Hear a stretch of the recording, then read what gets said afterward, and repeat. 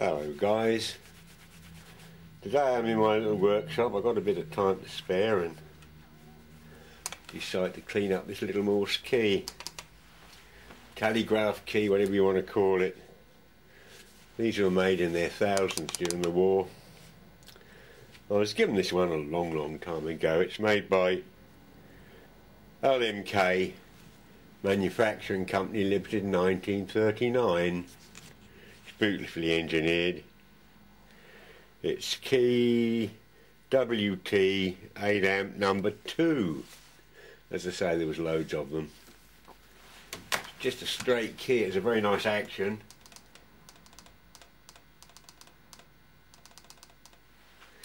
And I have several of this sort of pattern, and this is one of the early ones I was given when I was interested in amateur radio.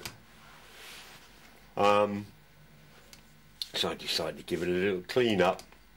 There are people who collect these things and know a lot about them, but I use it as a working, use it in anger if you like. This was used with my first government surplus radio I bought, which was an R1155, which is the communication radio used in Lancasters, Avro Lancaster bombers. And I purchased one of these when, after the war, you could go to government surplus stores, which I did. I saved up for months and months and months and saved all my pocket money. Went off to London, to Tottenham Court Road, where there used to be quite a few of such places, all gone now of course. And I purchased an R1155, unused, in a wooden case, complete with all accessories and a spare set of valves. It cost me the grand sum of 19 shillings and sixpence. Bear in mind, that was a lot of money. A lot of money. It was, well, it was nearly a quid, wasn't it? Nearly a pound. That's folding money, you know. You won't get much for a pound today, will you? Anyway, that's sort of cleaning up quite nicely. The observant ones of you will notice that this key is on the top of my icon picture, representing old school communications, and then underneath is a modern phone. Anyway, while I mention Lancasters and so forth, a relation of mine was a navigator in the crew of a Lancaster during World War II, but he would never talk about it.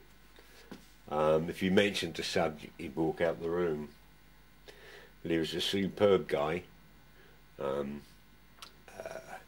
of integrity and values, somewhat not so familiar nowadays. But I was very privileged to know him. But as I say, he spoke nothing about the war. But when he died, his children sorted out his affairs and found all sorts of information regarding his service during the Air Force, being in part of the Air Force, and he had medals and certificates, and part of his stuff that was left behind, apart from these awards, he had a small silver caterpillar as a lapel badge or pin, call it what you will.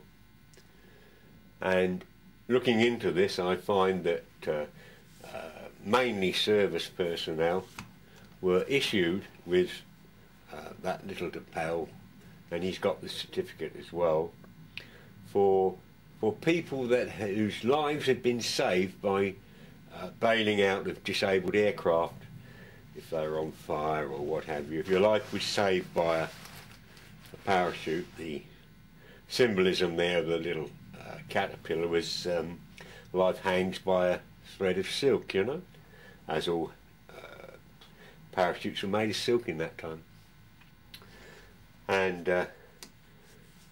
you know, it was very difficult. You can imagine. I can't describe to youngsters. They just wouldn't know unless they're sort of our sort of age, the sort of things that went on. But must have been very difficult to get out of those planes. I mean, imagine it late at night, dark, perhaps on fire, perhaps spinning, and you've got to get out with a parachute on. There's not a, well, they were massive planes, to manoeuvre in them is difficult, and poor old bloke in the back, tail end Charlie, the gunner, in order for him to, there weren't too many of them survive, in order for him to get out under those conditions, he had to open the doors behind him and bring his parachute into this revolving cockpit area, put on the parachute, wind the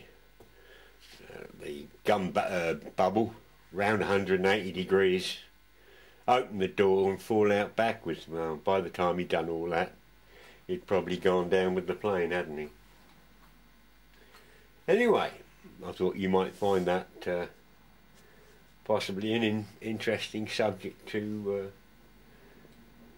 talk about another time. Anyway, now on second thoughts I will carry on waffling. After all, if you're not interested, you can always switch off, can't you? Aircrew, Battle of Britain. Average age 19. How about that? 19. Men at 19. Thereabouts. How about other people, the other forgotten pilots?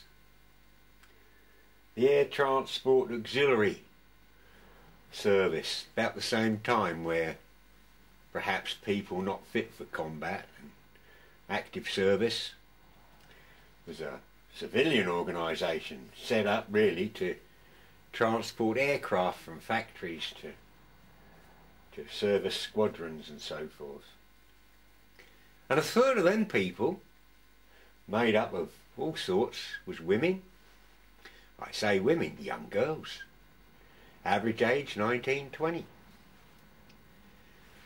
On their own, taking aircraft to various places throughout the United Kingdom. No GPS, no radios, not in them days. They had a map on the lap and a handheld compass, and they followed roads and railway lines and rivers. And imagine a young girl piloting a Lancaster on her own. Absolutely amazing.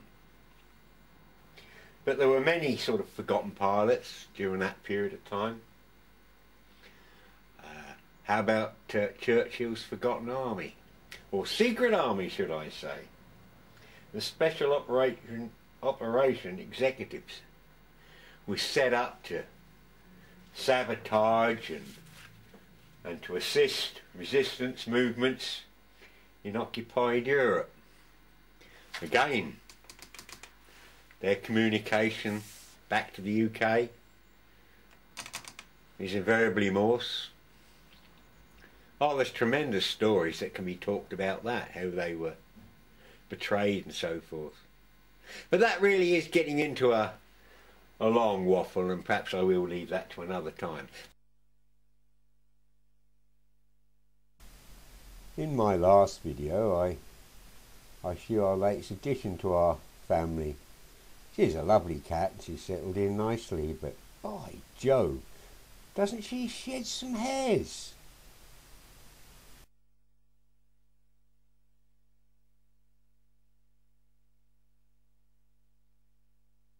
So I purchased one of these, the Eubank carpet sweeper. I had no idea that Eubank still made these. I mean, this principle goes back to Edwardian times. It's nothing more than a roller that goes round, driven by these wheels, fast, and flicks up debris and crumbs and bits and pieces into these two chambers, and they're sprung loaded for easy emptying. They're not super wonderful on hard floors, but on a close piled carpet, they're absolutely superb. It was dirt cheap. It's super light for my missus and myself to push about the floor. There's nothing to plug in, there's nothing to charge up, there's no filters, there's no bags to buy, and above all, it's silent. Anyway, my youngest granddaughter is over the moon we've got a cat, because she's spoilt it something rotten, hasn't she? Last week it was my birthday and she sent me a birthday card, look.